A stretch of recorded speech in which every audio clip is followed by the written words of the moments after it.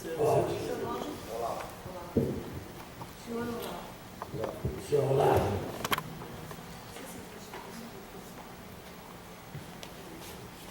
Bom dia a todos e a todas. Peço desculpa, acabei de chegar agora, estava com problema de ordem pessoal.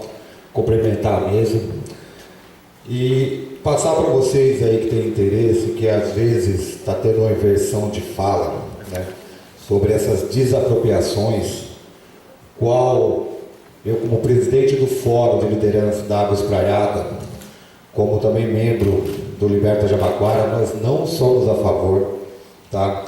Até mesmo que vai consumir todo o recurso que a gente estamos tentando levantar para fazer a HIS, tá? O que está dando para se perceber que o movimento de moradia ele está lutando para desapropriar o trecho Chucre-Aridã. Não estamos, gente. Nós não somos a favor disso, tanto que essa semana passada a gente debruçamos várias vezes sobre isso, até mesmo que isso não tem nenhum atrativo para a gente, tá? No passado a gente já lutamos a favor de não desapropriações no trecho do Jabaquara. Nós continuaremos lutando para não ocorrer isso, tá? Da mesma forma que a gente fomos retirados dos locais onde que a gente morava, mesmo insalubre, a gente não quer para os demais. Essa cota solidária, tá, que parece ser um atrativo muito grande, isso daí favorece os grandes empresários. Aquelas famílias que têm o seu terreno lá de 100 metros quadrados, 80 metros quadrados, elas simplesmente vão sair da região, gente. Simplesmente vai receber uma indenização miserável, se pode falar dessa forma. Já aconteceu isso no trecho de Jabaquara, e a gente, se for o caso, tanto do Liberta Jabaquara ou do Fórum de Liderança do Jabaquara, a gente não apoiaremos isso nunca, tá? Da mesma forma que a gente não quer que o nosso povo saia do trecho do Jabaquara da forma que muitas vezes está saindo, a gente não vai querer para ninguém, tá? Então só fica se registrado aqui isso, gente. O fórum, eu como presidente dessa instituição, tá, que hoje a gente tem um respeito muito grande através das secretarias que desenvolvem a Operação Água Espraiada, a gente não somos favorável a esse processo. Ok, gente? Obrigado a todos e tenham um bom dia. Muito obrigado, senhor Olavo. Com a participação, encerramos os inscritos para que o senhor Vladimir Ravila possa responder aos que foram indagados.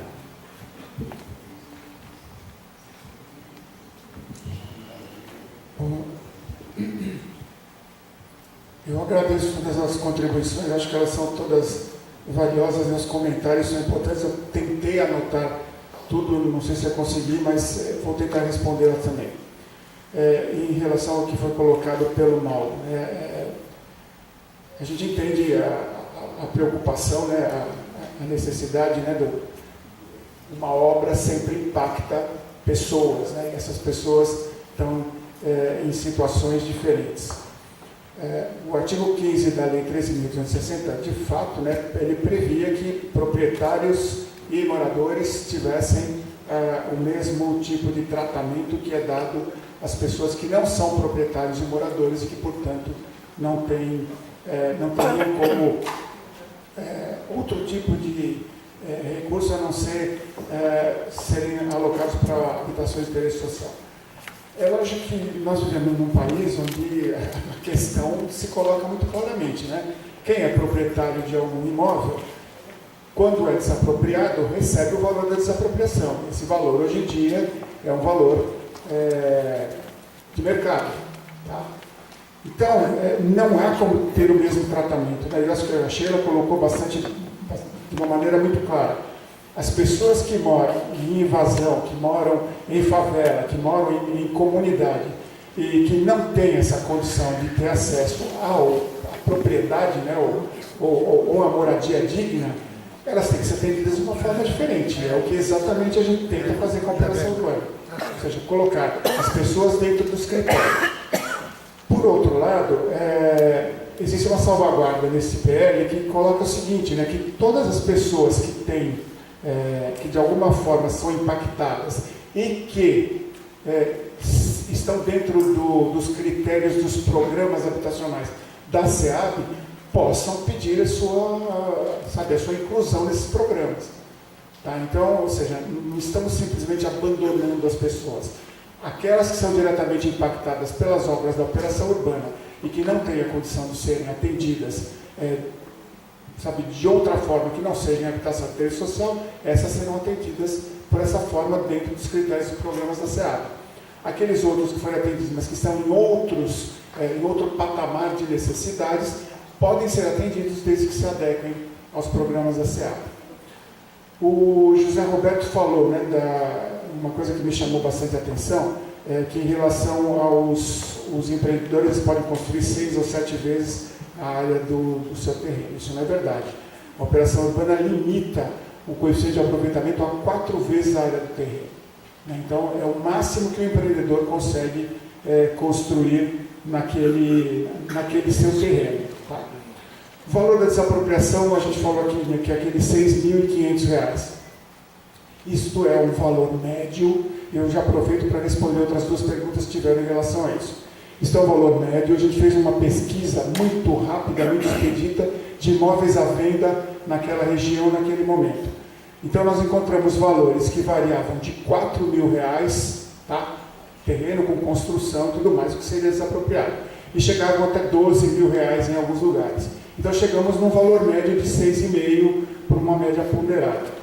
Não é o valor específico. Quando se faz uma desapropriação, os peritos são nomeados tanto pelo proprietário quanto pela prefeitura. E esses peritos entram num acordo no valor adequado do terreno para se fazer a desapropriação. Então, 6.500 era apenas para a gente ter um juízo de valor, uma ideia de quanto seria a desapropriação. Um outro colega falou sobre que a desapropriação era R$ 8.000. Exatamente, aquele R$ 8.000 ali, no caso da doação, é porque está no setor Berrini. Não sei se, eu acho que eu esqueci de mencionar isso. Aquela doação que não tem a certidão está no setor Berrini, e no setor Berrini o levantamento de terrenos varia de R$ 8 a R$ 20.000. Tá? Então a gente estabeleceu um valor médio de 8.000, portanto a diferença entre os 6.500 e o 8.000 daquela avaliação que ali estava. A Sheila colocou muito bem, a gente é sensível a todas essas questões, o auxílio aluguel no valor de R$ 400, os proprietários, as pessoas há 10 anos morando em auxílio aluguel não conseguem pagar. A operação urbana às vezes tem uma lógica que a gente chama de perversa, mas é aquela, a gente vai fazendo obras, os terrenos vão valorizando. Tá? E à medida em que o terreno valoriza, as pessoas mais carentes, ou mais vulneráveis, vão sendo afastadas do local. Tá? É uma lógica que a gente tenta reverter no sentido de produzir habitação de interesse social dentro do perímetro. Ou seja, somos obrigados por lei a produzir habitação de interesse social dentro do perímetro, de modo a que essas pessoas diretamente impactadas não sejam afastadas da região onde estão todas as suas relações e referências. Entretanto, isso acontece com os demais proprietários, com as outras pessoas que não têm esta capacidade. Como resolver isso? Precisamos estudar, precisamos entender melhor. A Malu, a Maria Luísa Refinetti da USP, que se manifestou aqui, a gente estava conversando no começo, ela dizia assim, olha, lá no Conselho da Operação Urbana, no Grupo Gestor da Operação Urbana, você tem todos os segmentos representados. Só que a gente não tem, por exemplo, moradores de classe média. Tá?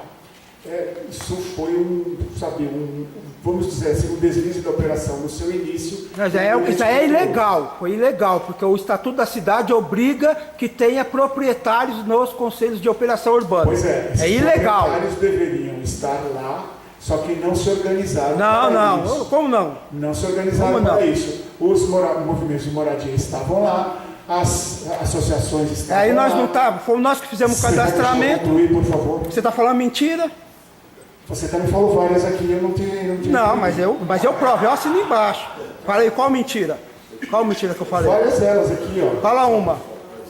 Bom, em relação ao que a Maria Luísa falou, a Maria Luísa, como arquiteta, minha colega, ela fala exatamente as verdades que tocam o nosso coração, né? Que a gente realmente realiza melhoramentos viários e a gente não tem nem sempre a noção muito clara do efeito pontual que isso causa nas pessoas. A gente pensa na cidade como um todo e às vezes a pequena viúva, a viúva que mora no lotinho ali é diretamente impactada, mas ela é o custo da cidade que, é o sofrimento da melhoria da cidade que acaba impondo isso, né? E a gente realmente pensa na cidade, né? A gente pensa, e especialmente em operação urbana, tem uma outra questão que é, o valor do CEPAC, né? O quanto a gente arrecada, o quanto a gente consegue aplicar e o tempo que a gente consegue fazer tudo isso. Então, muito bem-vinda, né, essa sugestão, né, de incluir na classificação dos HIS, né, que enquanto não for removido, está lá no artigo que a gente vai ter que dar uma solução para isso, né. O José Luiz Ribeiro, né, falou sobre atender as pessoas mais carentes, né, os 30% em 5 anos e tal, que se fosse feito um trabalho especialmente no Jabaquara. A operação urbana ela foi inicialmente concebida para um conjunto de obras que incluía o Jabaquara, mas também incluía o setor Chucrizaidan. Tanto é que o senhor vai deixar eu concluir, por favor? Eu ouvi educadamente o senhor falando aqui, por favor, me ouça. Vladimir, o senhor teve a oportunidade de se manifestar, foi realmente todo respeitoso. O senhor, por gentileza, também mantém a mesma nível que nós estamos levando isso daqui. Participar é verdade também, por favor. Tudo bem. A operação urbana foi inicialmente concebida para um conjunto de obras nos setores Chucrizaidan, Brooklyn, Marginal Pinheiros, Brooklyn, Berrini, Americanópolis e Jabaquara. Tá? Então, existiam obras de prolongamento da jornalista Roberto Marinho, desde a Ponte Estaiato, desde a Marginal até a Rodovia dos Imigrantes. Existia o alargamento da Chucrizaidan desde a Berrini, né, desde o fim da Berrini até a Avenida João Dias. Isso está na lei, então lá os artigos da lei que dizem isso. Veio a licença ambiental e colocou mais um conjunto de obras. Portanto, a operação urbana tinha compromisso de realizar todas essas obras. Tá? Evidentemente, o setor mais carente, eu concordo com você, é o setor Jabaquara, onde estão as moradias, onde estavam as comunidades que seriam diretamente impactadas. A intenção realmente de liberar novos CEPACs é fazer com que esses recursos atendam essa necessidade. Sabe? Ou seja, nós temos lá 60 e tantos terrenos desapropriados que precisam ser utilizados, porque já estão sendo reinvadidos. Os recursos vêm nesse sentido, no sentido de produzir habitação de interesse social naquela região, tá? Porque é lá que está a demanda. Então, ou seja, não se pensa em fazer outras coisas em detrimento das habitações sociais. O que a gente quer é atender tudo. Por outro lado, o setor Chucrizaidan, que está sendo adensado, né, que está recebendo investimentos imobiliários, ele precisa de um suporte urbanístico, ou seja, foi feita uma avenida, tem um túnel por terminar. Evidente está que a habitação de interesse social está na frente de tudo isso, é prioridade. Só se fará o túnel, só continuará as obras do túnel, quando se tiver atendido minimamente as obras de habitação de interesse social. O Andy colocou uma questão, né, o Andy Gruber colocou uma questão sobre os parâmetros que estavam previstos inicialmente. Né? A gente está tentando resolver algumas questões dessa no plano diretor, mas aqui também na lei da operação urbana, né, nesta minuta, já tem alguns outros critérios, como, por exemplo, você poder utilizar fachada ativa, como, por exemplo, você ter algumas aproximações em termos de taxa de ocupação e outros parâmetros que não precisam ser comprados para que os investidores estejam em paridade com as demais áreas do mercado. E a gente está utilizando, neste momento em que a lei não existe, o princípio da especialidade, ou seja, o que está escrito na lei da operação urbana prevalece sobre o plano diretor por especialidade. Isso não sou eu que estou inventando, isso são os procuradores da prefeitura que definiram. Então, o que está escrito na operação urbana se respeita como está. o que está escrito no plano diretor e que não está escrito na lei da operação urbana impacta a lei da operação urbana. A Fabiana falou sobre CPI, falou sobre posto de saúde, né, em relação ao Jardim Europa, né, que o túnel inaugurado em 2018, enfim, que as obras, que ela entende a necessidade de uma CPI por conta das obras da Chucre Zaidan. Bom, a gente conhece isso tudo, né, que as 4 empreiteiras que cuidam do prolongamento da Roberto Marinho estão nesta lista de envolvidos aí na Lava Jato, e eles vão ter que responder por isso. Sabe? A Prefeitura apenas aguarda que a justiça seja feita e que, da maneira como as coisas sejam colocadas, a gente possa responder depois. O Wilson colocou, né, que faltam 3 milhões ainda para a gente concluir as obras. 3 bilhões. 3 bilhões, exatamente.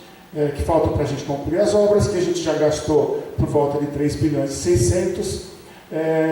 Isso é verdade. Se nós conseguirmos vender os CEPACs, né, a nossa previsão de venda de CEPACs, é lógico que prever uma coisa depende de vários fatores que nós não temos controle.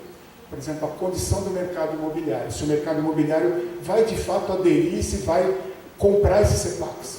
Isso nós não sabemos, porque a conjuntura do país define a forma como as pessoas investem. Se em condições favoráveis conseguirmos vender os CEPACs, nós teremos dinheiro sim para fazer as obras de habitação de interesse social, o prolongamento da Chucre Zaidan e o prolongamento da Roberto Marinho, sem o túnel. Tá? O túnel é uma grande incógnita, ele está lá, faz parte dos contratos, mas ele foi suspenso lá atrás, né, e continua suspenso como obra. Tá?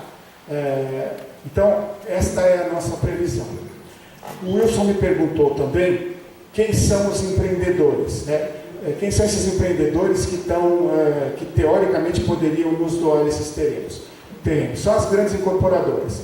As grandes incorporadoras atuam na região, em função da operação urbana. Eles compram os terrenos, né, vai comprando dos proprietários, né, montam ali um empreendimento e utilizam o potencial adicional de construção para o seu empreendimento. Então foi com esses proprietários que nós conversamos lá atrás, quando eles aderiam à operação urbana.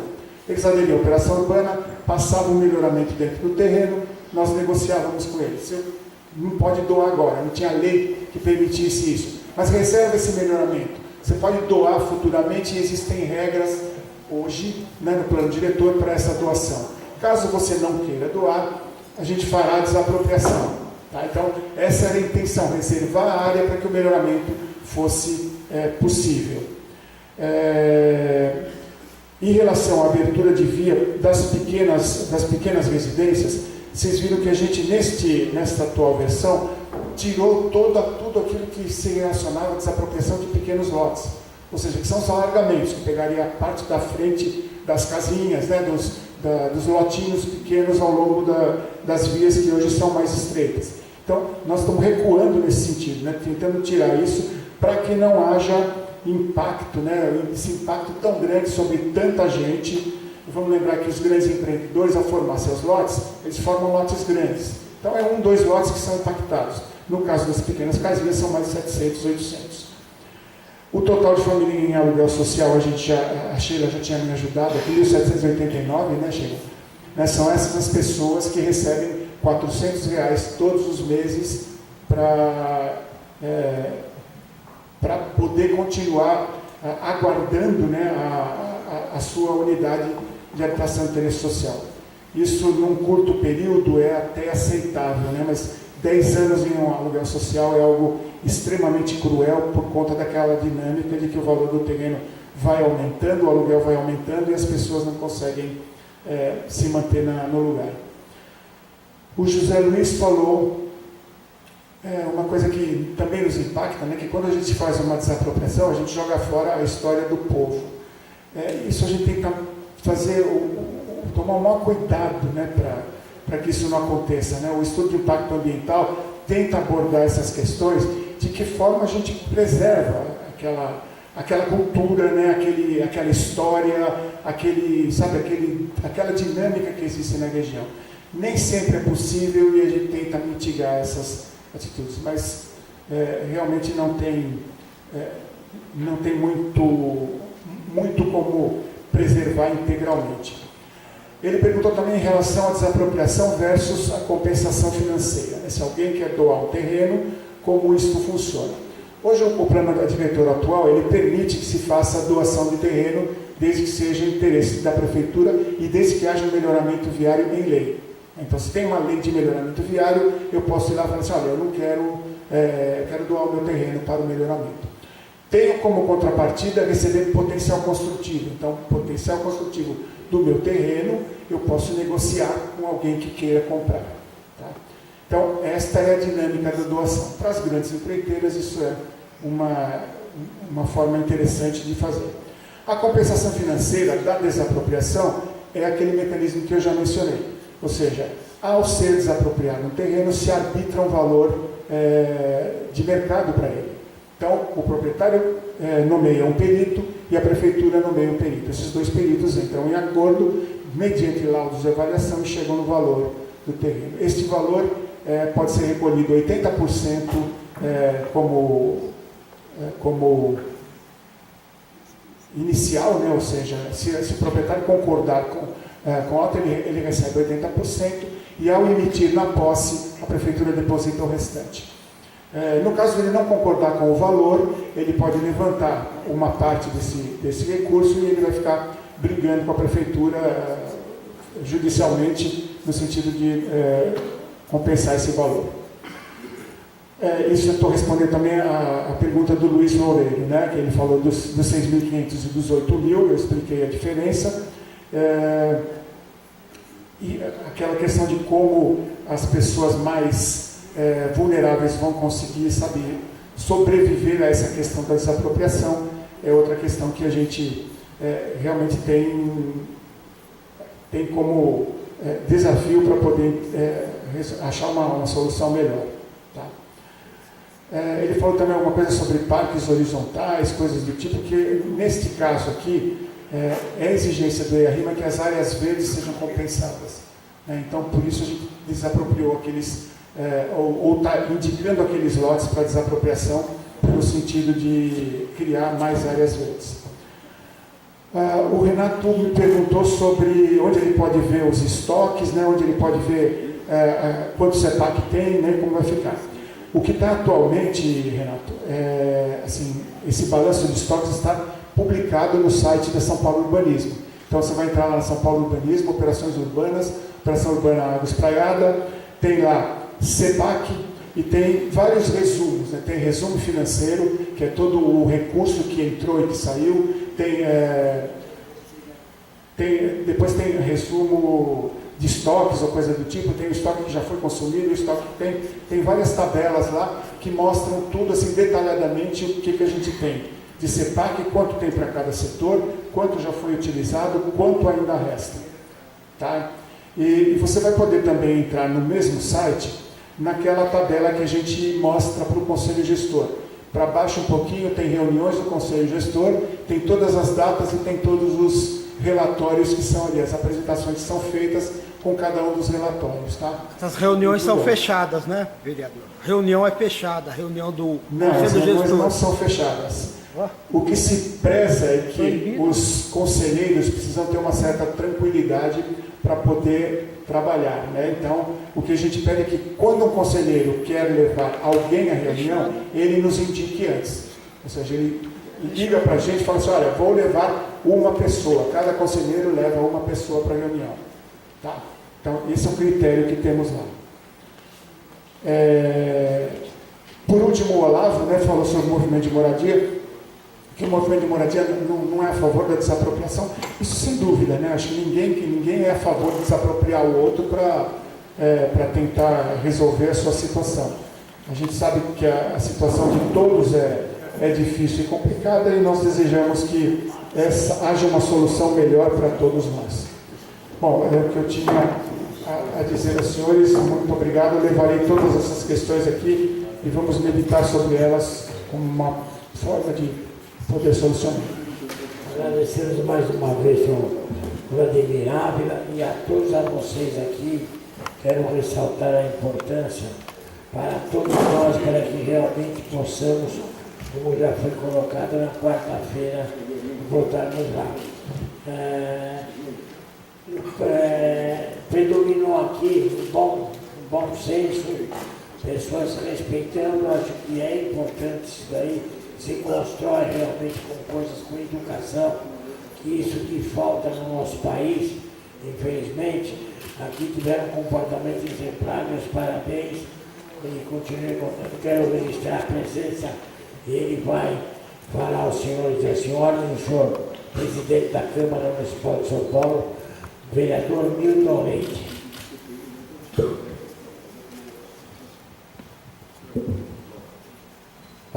Alô, bom dia a todos, cumprimento o nosso presidente também, Vladimir, nosso vereador Fábio Riva, que tem conduzido os trabalhos na Câmara Municipal no âmbito da Comissão de Política Urbana com bastante brilhantismo. Mas essa audiência pública foi eu que solicitei que se fizesse.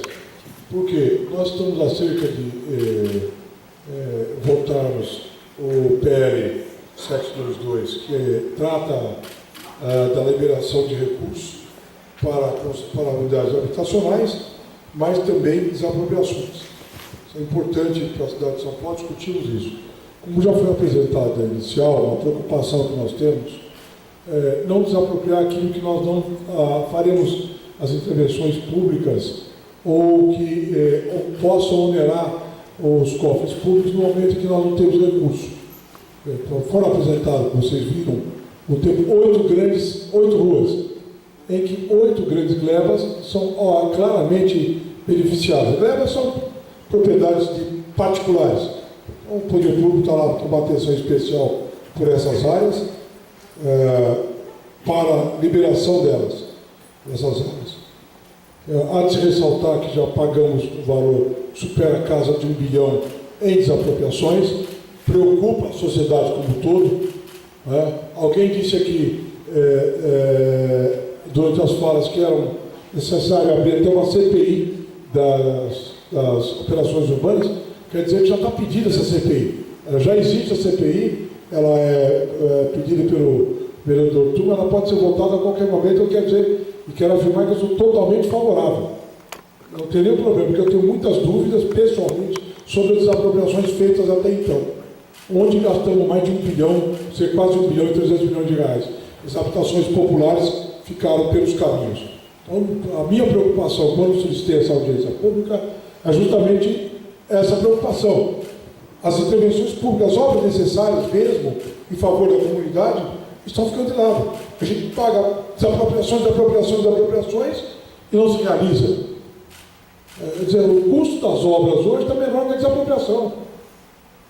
As intervenções que saem dali, que nós gastamos em outras obras, não chegam a esses valores de 1 bilhão e 300 milhões de reais. Já está aqui, na inicial, para que os senhores e os senhores tenham uma ideia, na inicial que chegou à Câmara Municipal de São Paulo, Vladimir, que está aqui, deve ter dito, era na inicial 1 bilhão e 79 milhões. Eu fiz uma manifestação, já tirou os 350 milhões. O governo já disse aqui que pretende não pagar desapropriações, só para as áreas doadas. Eu, particularmente, tenho dúvidas, Vladimir, sobre isso. Por que me preocupa essa questão da desapropriação? Alguém hoje querer doar para o ente público a 6 mil reais o metro quadrado. Se ele muda de ideia ou mudou, a certidão que nós temos na Câmara não tem valor. A propriedade é garantida para o cidadão. Então, se ele mudar de ideia e quiser doar mais, aí como é que faz? Tem que desapropriar e pagar. Porque eu dou a diretriz, eu não posso travar a propriedade de uma rua toda. Quando eu modifico o eixo, o sistema viário, o novo desenho, eu não posso fazer mais nada a não ser sobre a nova lei aprovada, o sistema aprovado. Então, faltou aqui hoje, e deveria ter vindo, a São Paulo Transporte, a Companhia de Engenharia de Tráfego, tá? Que nós vamos cobrar duramente essa ausência deles aqui. Por quê? para verificarmos se essas ruas são mesmo necessárias. Porque além do benefício direto a 8 grandes glebas que nós vimos aqui na área, preocupa. A legislação municipal não pode parar, fazer desapropriações para beneficiar 8 proprietários grandes, ou abrir sistema viário para eles. Então, acho que nesses casos tem que ser votado caso a caso. Caso a caso.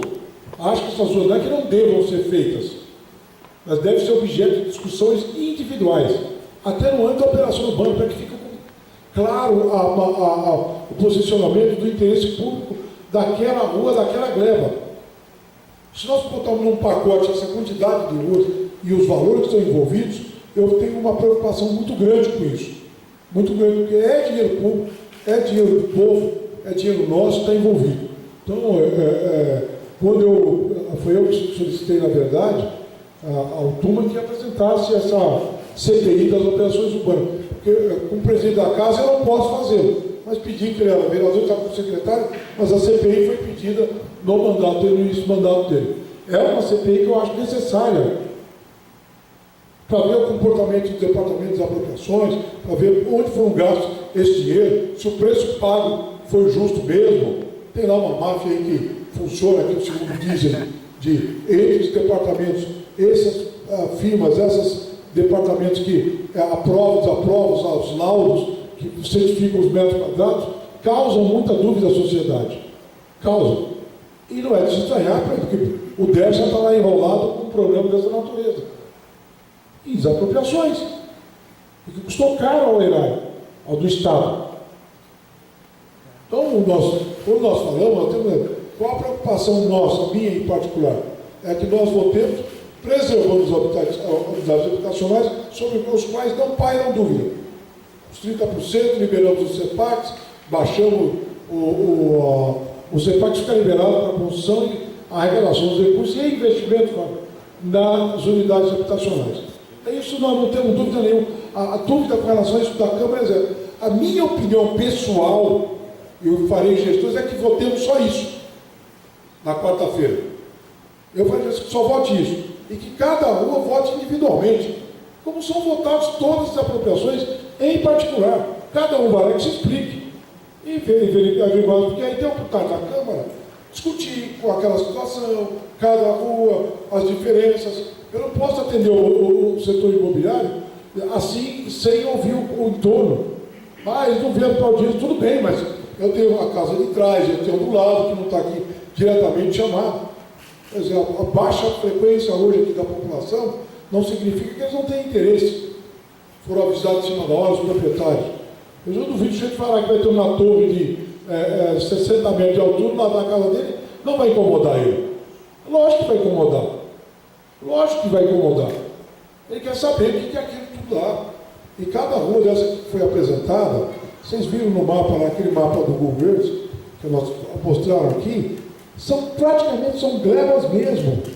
São as ruas, são proprietários, grandes proprietários, que serão beneficiados pela lei. Não que eles não merecessem ter o direito de construir, de ofertar emprego e investimento, mas que deve ser discutido caso a caso. Caso a caso. Por que eu tenho que votar um pacotão? Eu sou contra a Câmara votar, pacotão. Eu, particularmente, farei gestão de que não vote esse favorecimento ao setor imobiliário por atacado. Que nós façamos rua por rua, uma discussão de cada rua, vamos discutir cada proprietário, qual é o interesse. Ele tem que pôr a cara e falar com a sociedade, discutir no entorno, o impacto que ele vai vir a causar na vizinhança. Ele precisa discutir isso. Cada uma dessas glebas, ele tem que falar à sua comunidade. Não dá para viver mais hoje, nós vivemos lá, ou vivemos mais hoje, com alguém que faz mega investimentos, sem falar com o seu entorno. É extremamente desagradável. Eu não posso permitir investimentos dessa natureza sem uma conversa muito clara acerca disso. A única coisa que eu tenho, a intersecção, a única coisa que eu entendo, ponto que nós devemos fazer, Fábio e Toninho Paiva, é que na quarta-feira eu vou levar a volta, mas o meu encaminhamento é, de novo, que continue só os CEPACs, a liberação para as unidades habitacionais dos 30% propostos. Feito isso, que cada um manifeste seu interesse e nós façamos aí a discussão rua por rua, investimento por investimento, proprietário por proprietário. Tem proprietário, para a senhora ter uma ideia, que tem uma vielinha na grande propriedade, tem uma vielinha para votar, dentro da propriedade dele já está construído, nós não votamos. Nós não votamos, Tony Pai. Há diversas empresas que têm uma ruazinha ou um trechinho que precisa fazer a desafetação da área e a Câmara também não vota. Por que eu tenho que votar um pacotão?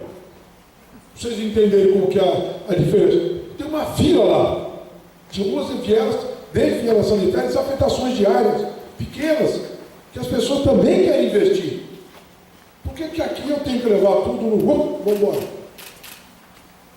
Foi mudado aqui no aspecto técnico, Fábio. E aí, Vladimir, se cabe a fala. Se era para doação, o poder público quer reduzir de 20 para 14 o eixo viário. Se o proprietário já queria doar, eu entendo que não deva mudar. Se era doação, por que eu vou tirar uma calçada? Se já estavam doando na certidão, por isso que eu quero discutir. Eu tinha uma rua de 20 metros, nós baixamos agora para 14. É o que está proposto. Ué, se ele estava doando, deixamos essa área de 20 metros, vamos fazer calçadas grandes para bicicleta, para floreira, dá para tudo. Você estava doado. Vocês estavam doando, por que não recuamos? Se a proposta que está aqui do governo era correta, então, só o seguinte.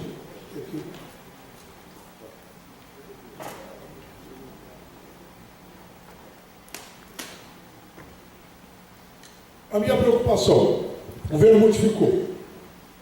Ótimo. Se essas áreas aqui em todos eram então em 20, por que o proprietário deixou de doar? Ou deixaria de doar? Estava com 20 metros na rua. Quem é que ganha? Era o povo, em tese. Agora baixamos para 14. Estava dado. Segundo nós temos levantado, estava dado.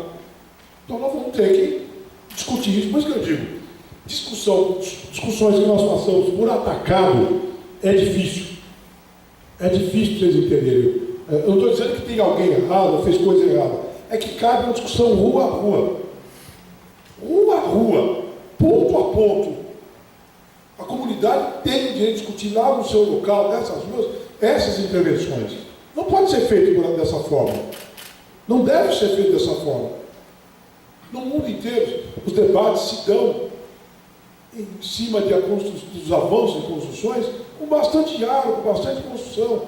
Não podemos ter essa pressa toda. Está desde 2015 para fazermos isso?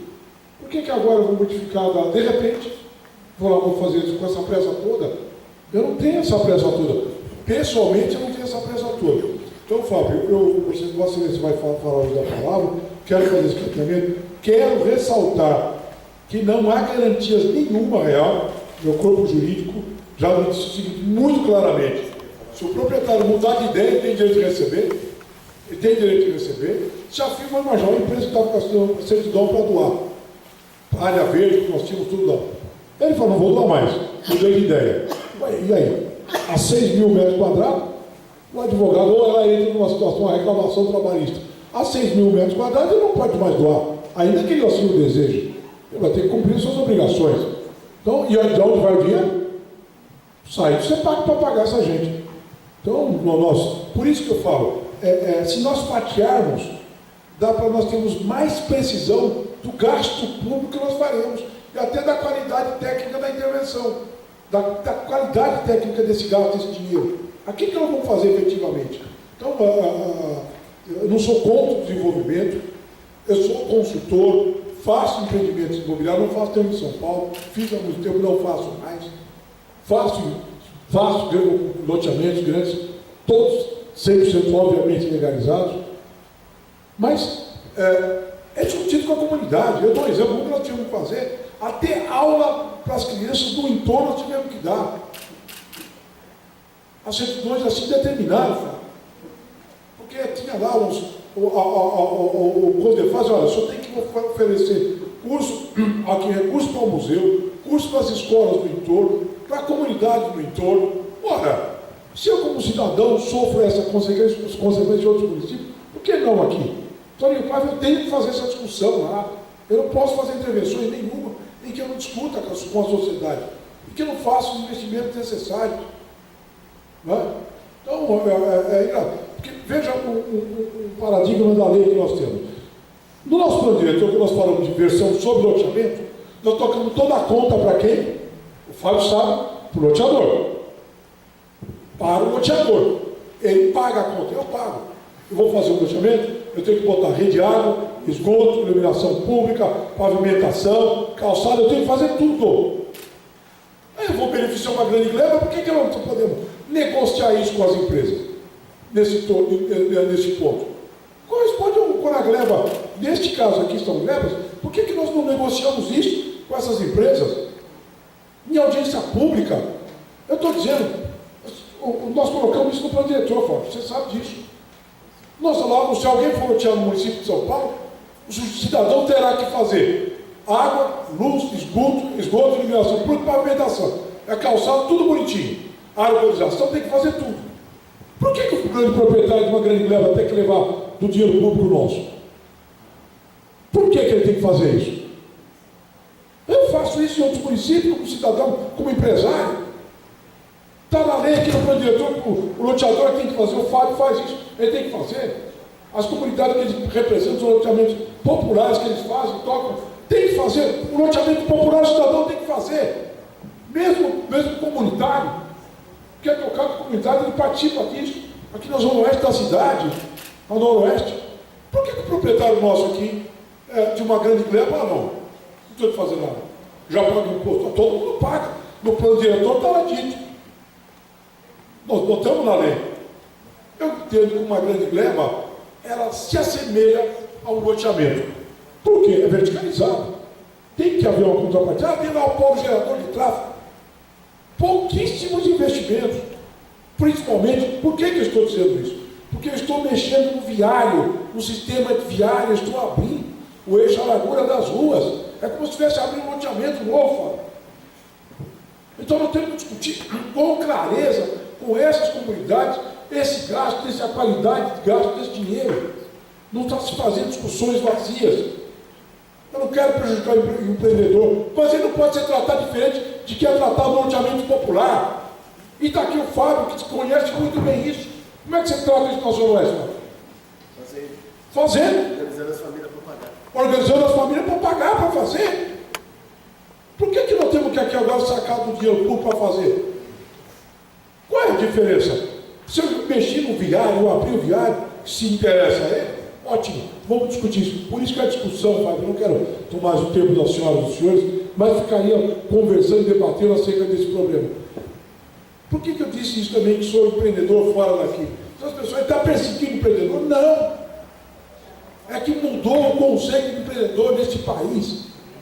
Se uma sociedade, uma comunidade, uma entidade vai lotear, ela cumpre a lei ou não tem suas liberações? Nenhuma. Não tem LI, não tem LP, não tem LO, a licença de implantação, de instalação, não tem licença, nada. Ela não tem nenhuma das licenciamentos. Cumpre-se tudo mesmo, ainda que for uma entidade. Olha, se eu estou mexendo no viário, eu entendo que a discussão agora modificou um pouco, quando estou abrindo o sistema viário. Então, vou caminhar pessoalmente. Não sei se tem força política para isso, mas duramente vou encaminhar para que se vote só os 30% da liberação de CEPAC, que façamos uma discussão rua por rua, ponto por ponto. Aí eu peço o apoio da comunidade, das habitacionais, que tem interesse, que nós façamos, melhoremos a qualidade do gasto desse dinheiro. Não importa para onde ele vá, mas tem que melhorar a qualidade desse gasto, desse dinheiro, ou das intervenções a serem feitas.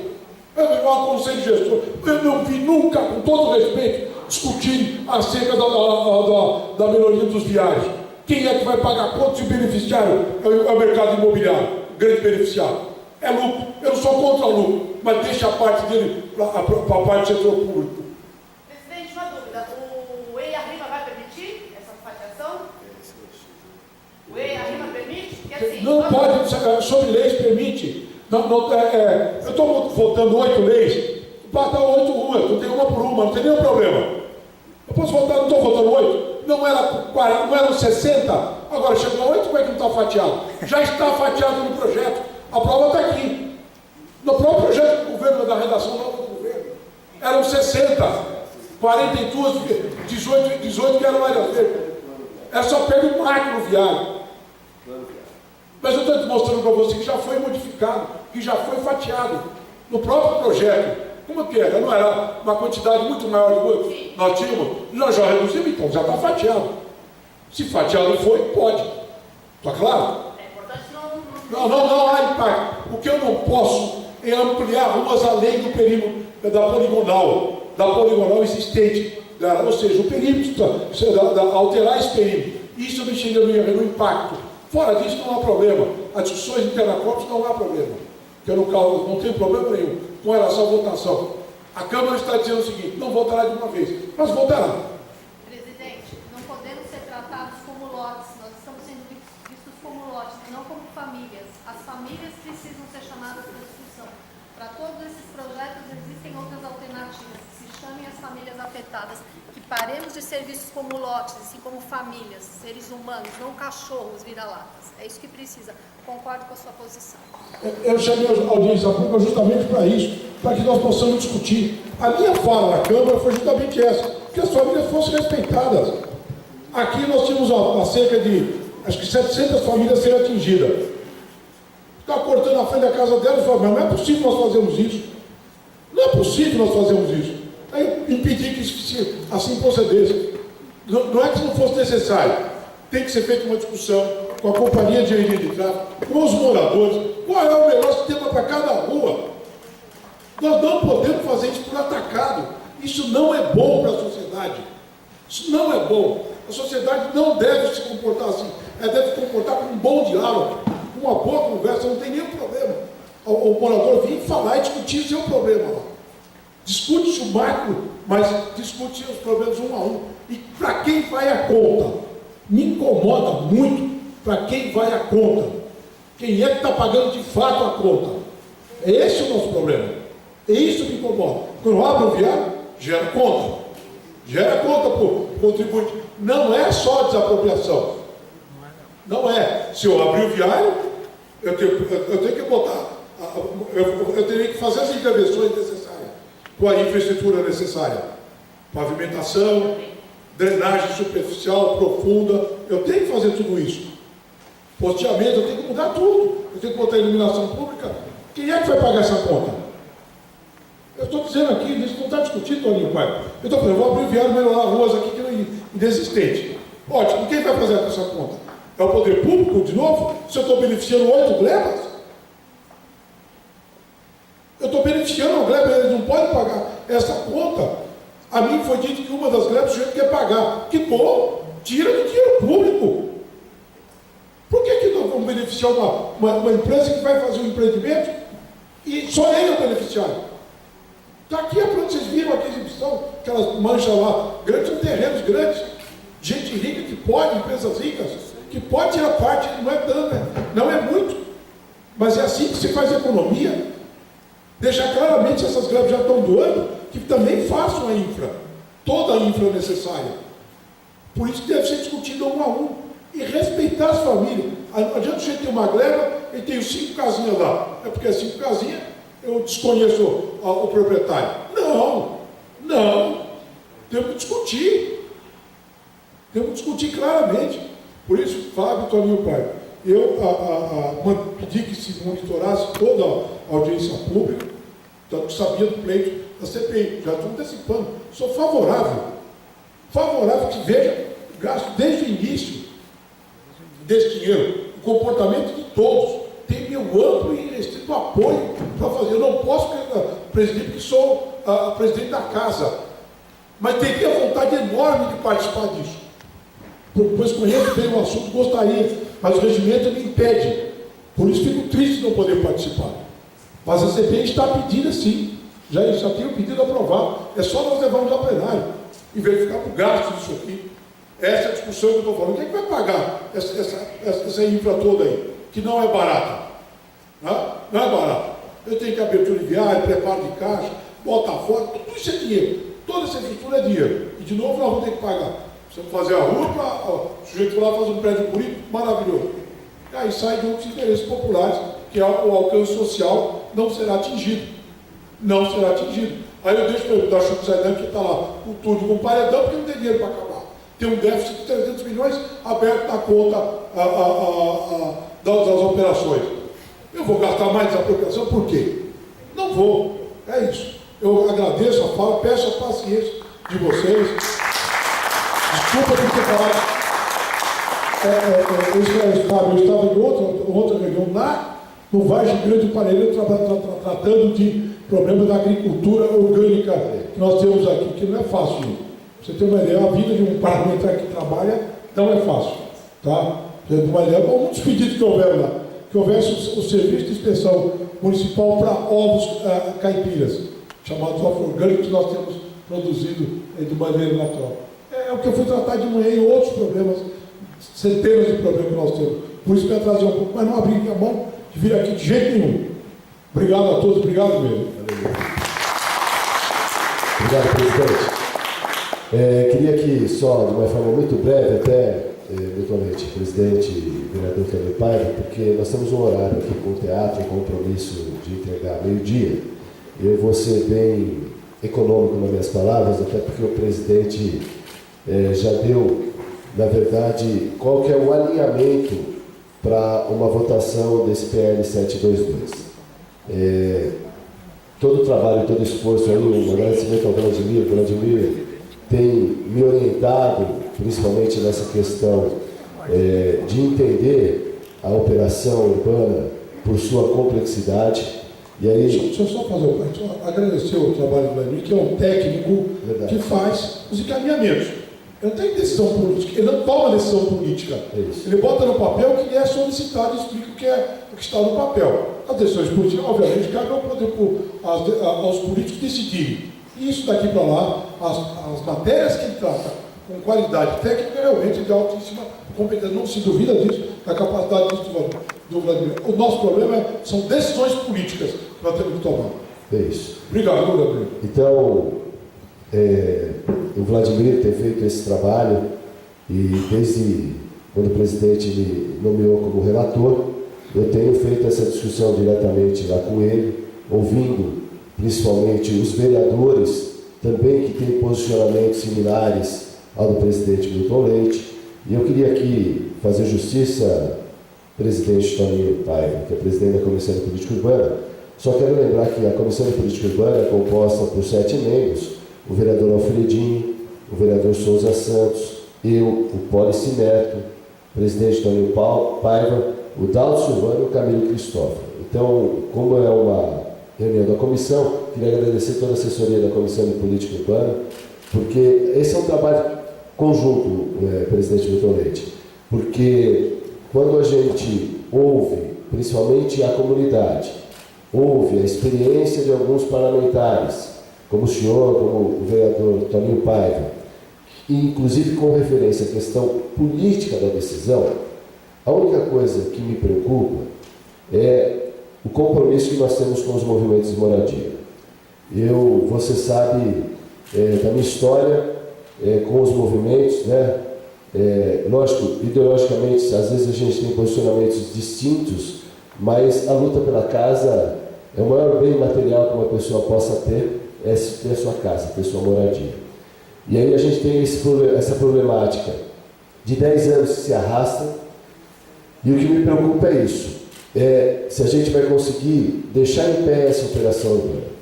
A professora Maria Lúcia Martins, na sua fala, professora, obrigado, quando a senhora fala aqui, o grande desafio é a gente fazer o equilíbrio entre o público e o privado, e realmente é isso. Porque muitas vezes a gente tem que buscar, através de uma operação como essa, Milton Leite, fazer justiça social. E é isso que a gente vem buscar aqui.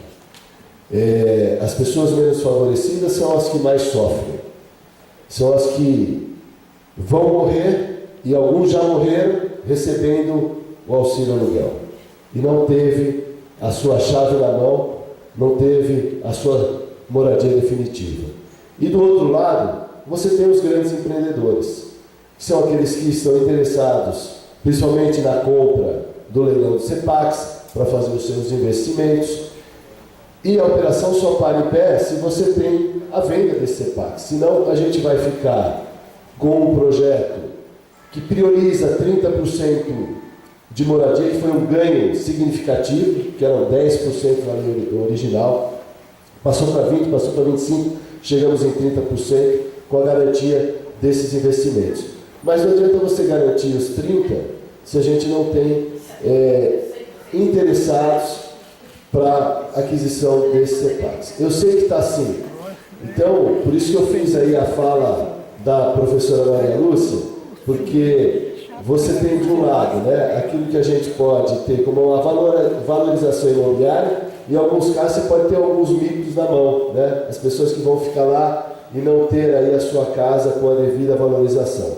Então eu acho que para nós é importante ter essa responsabilidade de ter, na próxima quarta-feira, um projeto importante para a conquista dos movimentos de moradia, mas também com essa preocupação de a gente enxugar, como já foi feito o enxugamento das vias e do custo que isso geraria para a cidade, né, de investimentos, na verdade, que não seria investimento, seria custeio de fazer essas desapropriações e essas obras de infraestrutura com esses alargamentos viários.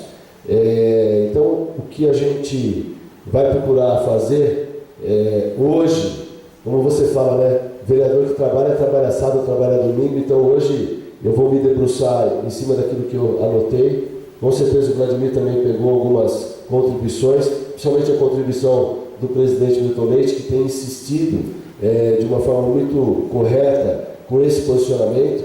Então a gente procurar fazer um texto de lei que a gente possa votar isso na quarta-feira, que é um compromisso que nós assumimos com os movimentos, com as pessoas que estão lá. Então essas são minhas considerações finais. Queria agradecer e estamos aí sempre à disposição para as contribuições necessárias. Obrigado.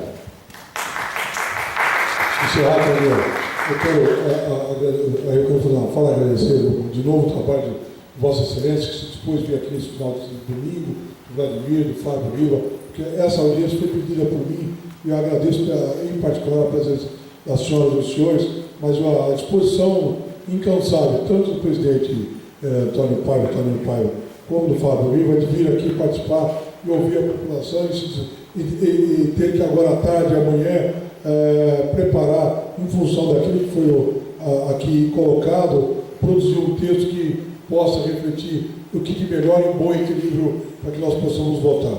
Eu continuo insistindo nisso, que vejo com preocupação as mutações que ocorrem, para mais ou para menos, sem a devida justificativa que se faz. Reduzir uma rua. Por que reduzir estava doado? Porque aumentar se custa. Então, essas coisas não podem ficar sem resposta, Fábio. Não, porque você pode convir comigo? Não pode ficar. Tá bom. O Vladimir vai responder as colocações bem colocadas pelo presidente Milton Leite. Só para responder assim, algumas questões que que o presidente colocou e que a gente tem, está muito bem colocado. Quais são as nossas preocupações em relação à questão de levar apenas os dispositivos e não os melhoramentos? É que o PL foi encaminhado para a Câmara como um plano urbanístico complementar. Então a gente entende que um plano sem um suporte, sem uma base de intervenções, ficaria comprometido, mas o vereador entende que pelo lado político isso é possível, então nós nos dobramos a essa recomendação. A questão de passar a largura das vias de 20 para 14 veio em função da questão de nós deixarmos de lado todos os alargamentos, porque eram vias, abertura de vias que se conectam a alargamentos. Então a gente pegava 20 na doação, né, da abertura de via, e continuava 20 no alargamento. Como não vai ser feito mais a abertura, né, das vias, o alargamento das vias, essas vias poderiam se reduzir para 14 metros, até para compatibilizar com o existente hoje, né? Então, para ter uma fluidez maior. Era uma questão basicamente técnica, né? Não se pensou que havia maior ou menor doação. O que está reservado nos terrenos 20 metros hoje, né, naqueles que se comprometeram à doação, e o que seria utilizado seriam uns 14 metros. Bom, basicamente é isso, né? Uma outra questão é o seguinte, essas vias, elas não são de preferência ou de interesse dos empreendedores, elas são vias de interesse do plano urbanístico, né? Então, ou seja, não se pensou muito qual é o benefício que o empreendedor teria com isso, simplesmente pediu para que ele reservasse. Tá? Essas minhas considerações. Agradecemos mais uma vez a presença de todos aqui, aqueles que de uma maneira ou outra colaboraram para que pudesse ter o êxito da audiência pública. Nada mais havendo a tratar do por realizar a audiência pública e também tenham todos uma boa tarde.